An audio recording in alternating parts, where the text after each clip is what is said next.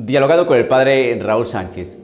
Bueno, un breve comentario frente a esta película Los dos papas, una película producida, realizada por Netflix. ¿Por qué es importante hacer un comentario? Porque resulta que la película dice que está basada en hechos reales. Bien. Entonces voy a hacer una breve analogía con un libro que posteriormente fue llevado también a la pantalla grande, al cine, un libro de un escritor llamado Dan Brown. Dan Brown después escribió, o ha escrito varios libros, y uno de ellos fue el Código Da Vinci, un libro que tuvo bastante acogida hace más o menos alrededor de unos 15, 16 años, más o menos, ¿no? Y este libro causó bastante controversia, polémica, porque el mismo autor decía en la parte introductoria, ¿no?, que el libro estaba basado en hechos reales, hechos históricos. Pues bien, pues entonces nos adentramos a la lectura de este libro, y como novela pues puede ser divertida, interesante, ¿no? Lo puede uno distraer, pero en cuanto al contenido histórico de este libro de Dan Brown, el Código Da Vinci, pues resulta que prácticamente no corresponde a la realidad histórica en los aspectos que él quiere hacer relevancia o quiere tocar. Se hizo un estudio pues, más bien detallado sobre lo que él decía que era histórico y no tiene nada de histórico. Pues lo mismo con esta película, Los dos papas, donde se afirma, obviamente ahí en la presentación de la misma película, pues dice que está basada en hechos reales. Pues sí, tiene algunos hechos reales históricos, pues los dos personajes, Bergoglio y Ratzinger. Aspectos de la realidad de la Iglesia, aspectos del Vaticano, sí, aspectos de orden histórico, pues, porque existen. Pero en la película muestran al personaje del Papa como un personaje que no corresponde al verdadero Benedicto XVI.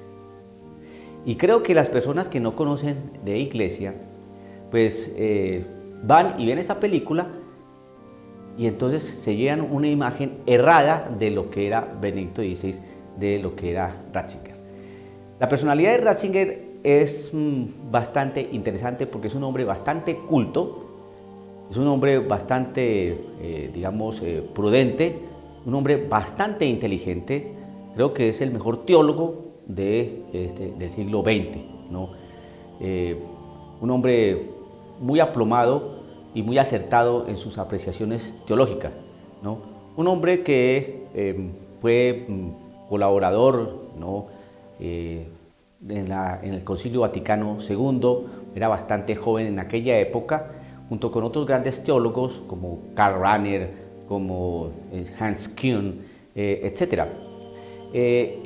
Y entonces presentan a Benedicto XVI o a Ratzinger pues, como un personaje bastante sombrío, un personaje bastante enigmático y con una problemática psicológica profunda, que no corresponde al teólogo brillante, el prefecto, exprefecto de la Congregación para la Doctrina de la Fe, como fue en el tiempo del pontificado de su santidad San Juan Pablo II.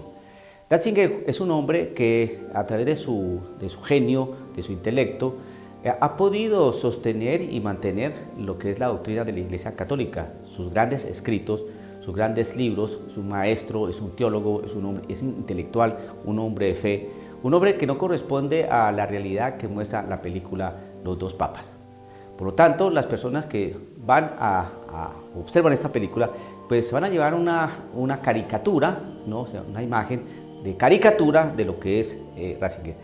Cuando la Iglesia, o nosotros que somos miembros de la Iglesia, nosotros sacerdotes, pues decimos este tipo de cosas porque la Iglesia tiene ya muchos problemas para ahondar aún más.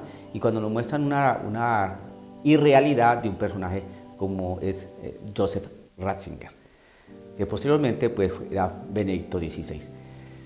El otro personaje que presenta la película, ¿no?, Bergoglio, entonces quieren hacer como, según la visión y el enfoque de los realizadores de esta película, entonces como que Ratzinger era una sombra y Bergoglio era el sol, ¿no? Entonces este hombre estaba lleno de conflictos interiores, problemáticas psicológicas profundas, no sabía cómo manejar la iglesia, etcétera, hasta que llegó un hombre muy sonriente, con un gran sentido del humor y le dijo, hermano, mire, las cosas son así.